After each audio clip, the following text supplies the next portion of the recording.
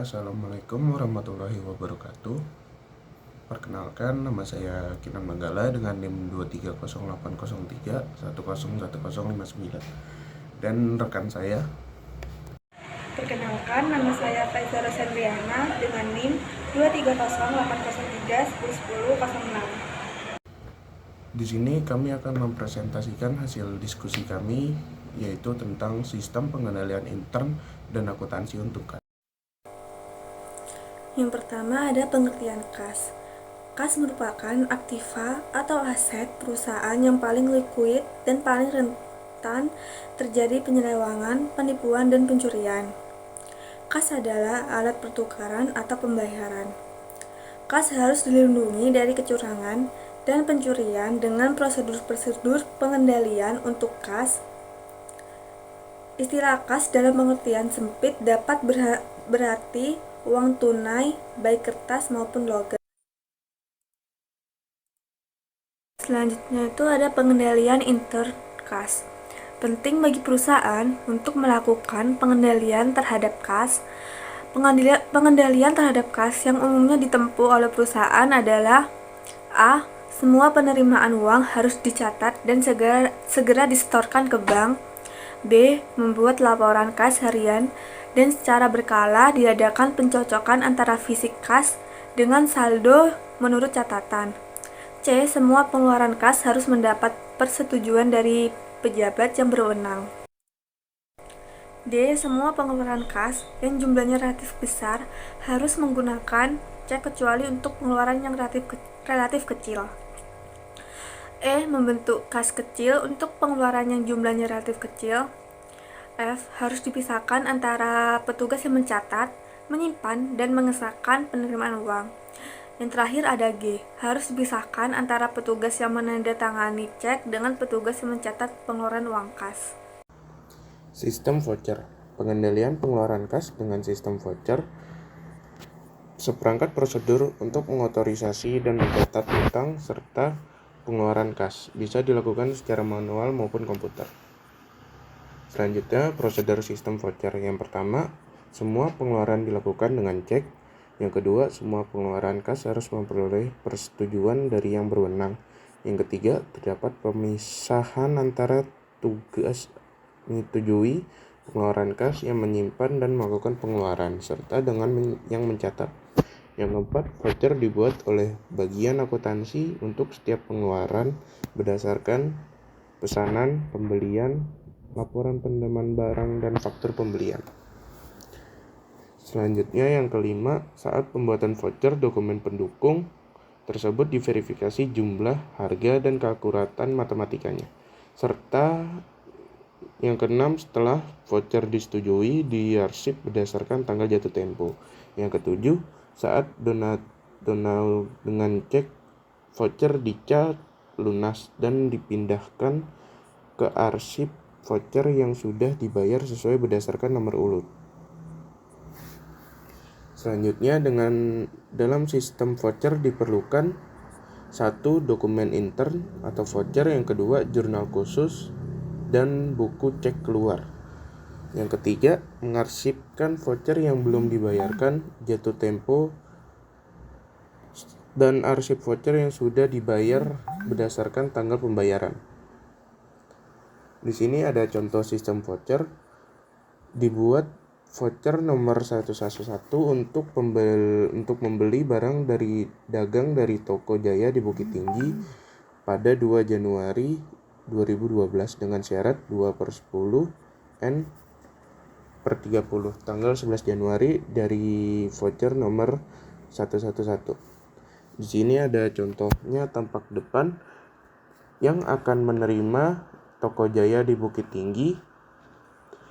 Transaksi ini terjadi pada bulan 2 Januari. Itu pembelian barang dagang senilai 2 juta rupiah. Karena syaratnya 2/10 N/30, maka tanggal jatuh temponya adalah 2 Februari, yaitu 30 hari atau 1 bulan setelah tanggal 2 Januari. Ini ada pihak yang di sini ada pihak yang menyetujuinya dan tampak belakangnya ada nomor voucher 111 dibayarkan Toko Jaya nilai faktur Rp2.000.000. Karena dia dibayar berdasarkan transaksi, dia bayar pada tanggal 11 Januari, maka pembayaran pada tanggal 11 Januari itu masuk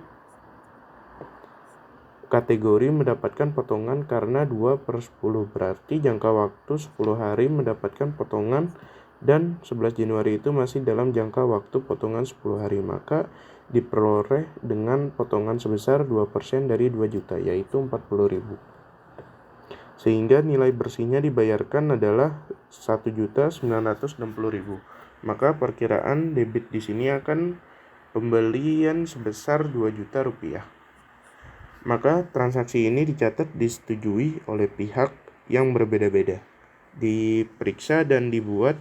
Jadi ini ada internal kontrolnya, ada pemisahan tanggung jawab antara pihak yang memeriksa dan yang pihak yang menyetujuinya. Rekonsiliasi bank, yaitu pembuatan laporan oleh pihak perusahaan mengenai sebab-sebab terjadinya ketidaksesuaian antara saldo kas perusahaan dan saldo kas bank. Tujuannya, rekonsiliasi bank adalah untuk mencocokkan besarnya saldo akhir kas di bank menurut catatan perusahaan dengan rekening koran yang diterbitkan oleh bank. Rekening koran itu laporan yang diberikan bank kepada pemilik rekening yang berisi ringkasan transaksi keuangan yang menyeluruh dari suatu rekening. Penyebab terjadinya rekonsiliasi bank. Penyebabnya itu ada 7. Yang pertama ada deposit in transit atau setoran dalam perjalanan, yaitu setoran ke bank yang telah dicatat oleh perusahaan tetapi oleh bank belum masuk catatan rekening koran yang bersangkutan. Yang kedua ada cek yang masih beredar atau outstanding check. Apabila perusahaan melakukan pembayaran dengan menggunakan cek, namun ternyata sampai dengan tanggal yang ditentukan, cek tersebut belum juga dicairkan ke bank oleh pemegangnya. Yang ketiga itu ada cek kosong, yaitu cek diterima oleh perusahaan tetapi pada saat dicairkan ternyata dananya itu tidak ada atau tidak cukup. Yang keempat ada penagihan piutang wesel. Jika perusahaan melakukan tagihan piutang wesel, pada tagihannya diketahui oleh perusahaan pada awal bulan berikutnya pada saat menerima rekening koran. Yang kelima ada jasa giro. Jasa giro itu pendapatan bunga yang diterima oleh perusahaan atas rekeningnya dan perusahaan akan mengetahuinya pada awal bulan berikutnya, yaitu pada saat menerima rekening koran. Yang keenam, beban bunga dan administrasi. Beban bunga dan administrasi yang dikenakan oleh bank akan diketahui oleh pihak perusahaan pada awal bulan berikutnya, yakni pada saat perusahaan menerima rekening baru. Yang terakhir adalah salah catat. Kesalahan dalam pencatatan baik dilakukan oleh bank maupun perusahaan. Contoh rekonsiliasi bank. PT Aneka Jaya menjadi nasabah Bank Mandiri pada akhir Oktober 2017, diterima rekening koran Bank Mandiri. Kemudian diketahui perbedaan saldo akhir antara saldo kas pada Bank Mandiri akhir Oktober 2017 pada catatan perusahaan saldo akhir kas pada rekening koran menyatakan jumlah 60.400. Saldo akhir kas menurut catatan PT Aneka Jaya menyatakan jumlah 49.725. Setelah diteliti kembali, ditemukan beberapa hal menjadi penyebab perbedaan jumlah tersebut sebagai berikut. Memasukkan unsur-unsur yang menyebabkan adanya perbedaan catatan kas sesuai yang ada di perusahaan dengan yang ada di Bank Mandiri. Yang pertama ini di sini tertulis tagihan PT Aneka Jaya pada toko Langgeng Jaya sebesar 13.600. Berarti di sini menambah nilai saldo kas yang ada di perusahaan sebagai penagihan piutang oleh pihak bank senilai 13.600. Yang kedua ada setoran ke Bank Mandiri pada tanggal 30 Oktober 2017 sebesar 19.200.000 belum dicatat oleh bank. Ini harusnya menambah nilai kas yang ada di Bank Mandiri, yaitu memasukkan sebagai penambahan sebagai saldo atau sebagai setoran dalam perjalanan, nilainya adalah 19.200.000. Yang ketiga ada Bank Mandiri membebankan administrasi sebesar 500.000 dan belum dicatat oleh PT Aneka Jaya. Ternyata ada biaya administrasi bank yang dikenakan oleh pihak bank, dan pihak bank sudah mencatatnya sebagai pengeluaran atau sebagai nilai yang mengurangi nilai kas, tapi di pihak perusahaan ini belum dicatat. Maka ini dicatat sebagai pengurangan pada perusahaan, yaitu sebagai beban aktivitas bank senilai yang nilainya itu 500.000.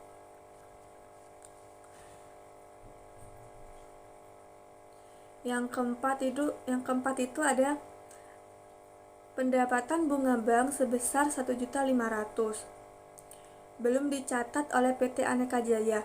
Maka adanya pendapatan bunga ini otomatis akan menambah nilai kas pada sisi perusahaan di sini, yaitu sebesar catatan sebagai pendapatan bunga, yaitu 1.500.000. Kemudian selesai adanya pendapatan bunga yang belum dicatat, ternyata di sini ada PPh pasal 23 sebesar 225.000. Maka adanya PPh ini otomatis akan mengurangi nilai kas yang ada di perusahaan, jadi dicatat sebagai PPh pasal 23 sebesar 225.000. Yang cek yang diterima oleh PT Aneka Jaya pada tanggal 26 Oktober 2017 dari toko Sumber Makmur sebesar 8 juta ternyata tidak ada dananya. Artinya kita menerima cek, tetapi setelah kita cairkan ternyata tidak ada nilainya, artinya sama dengan nilai cek kosong.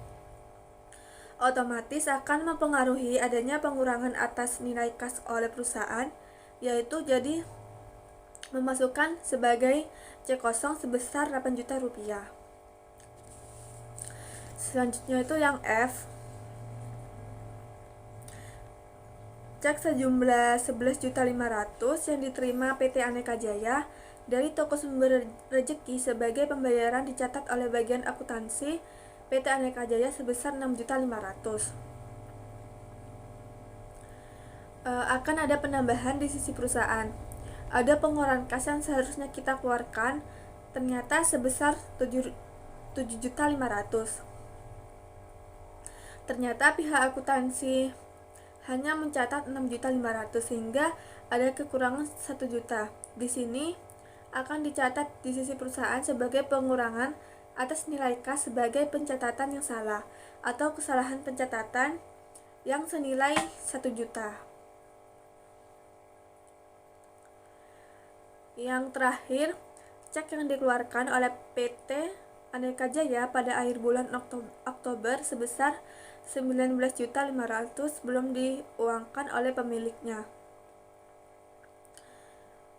sehingga akan berdampak pada pengurangan atas nilai kas yang ada di bank sebagai cek yang masih dalam peredaran yang nilainya 19.500.000. Jadi jumlahkan dari sisi perusahaan, yaitu yang bagian ditambah 13.600.000 ditambah 1.500.000 ditambah 5 juta, hasilnya 20.100.000. Yang dikurangi 500 ditambah 225 ditambah 8 juta ditambah 1 juta adalah 9.725.000. Sehingga kalau dijumlahkan 49.725.000 ditambah 20.100.000 dikurangi 9.725.000 itu hasilnya 60.100.000. Nah, kalau di sisi bank itu bagian ditambah 19.200.000 dan bagian dikurangi itu senilai 19.500.000. Jadi 60.400.000 ditambah 19.200.000 dikurangi 19.500.000 hasilnya 60.100.000. Jadi hasil akhirnya itu sama. Selanjutnya ada dana kas kecil. Dana kas kecil adalah dana kas yang digunakan untuk membayar jumlah pengeluaran dengan relatif kecil namun tetap menjaga pengendalian secara memuaskan. Dana kas kecil digunakan untuk membayar dalam jumlah kecil meliputi 1. Pembentukan dana, 2. Melakukan pembayaran dari dana, 3. Pengisian ulang dana.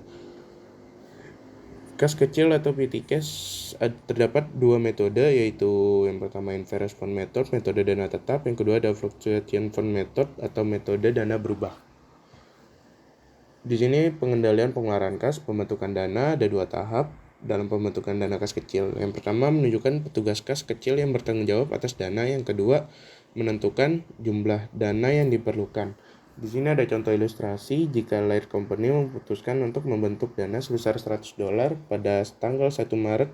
Ayat jurnalnya adalah ditulis 1 Maret, kas kecil petty cash 100 dan kas 100. Sekian presentasi dari kami. Bila ada kesalahan mohon dimaafkan. Wassalamualaikum warahmatullahi wabarakatuh.